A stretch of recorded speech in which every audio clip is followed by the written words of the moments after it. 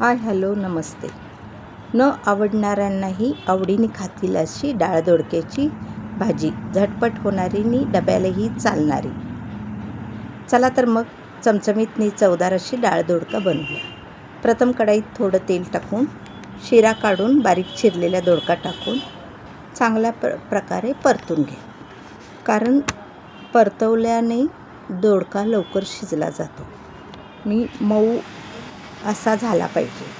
मऊ झालेला दोडका खूप छान लागतो.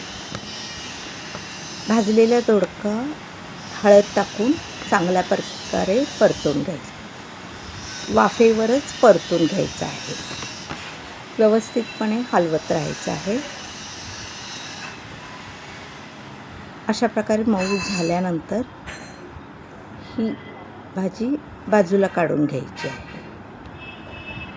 अशी मऊ झालेली आहे. मी ही बाजूला काढून घेऊन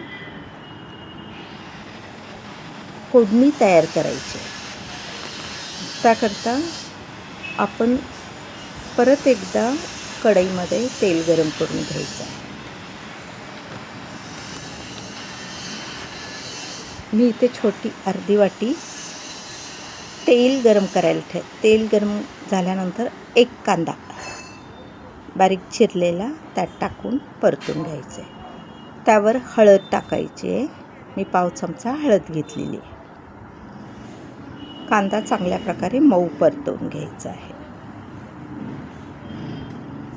आणि कांद्यातच मीठ टाकल्याने कांदा लवकर मऊ होतो.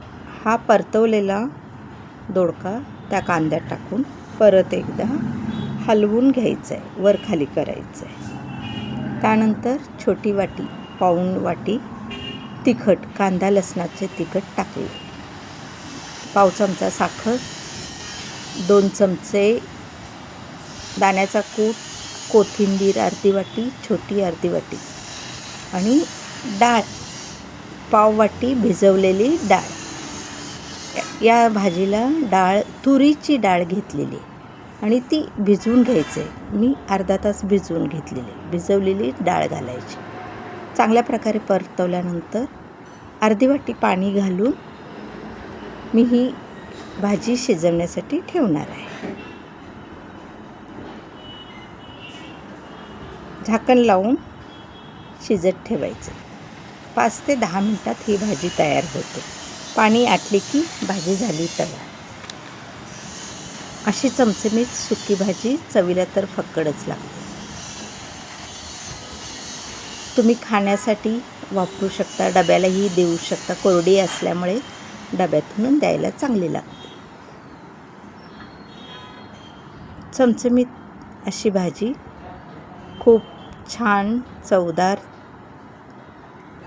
चमचमीत लागते. तुम्हीही करून बघा. आवडल्यास लाईक, शेअर, सबस्क्राईब करा. आवडल्यास जरूर कमेंट करा. धन्यवाद.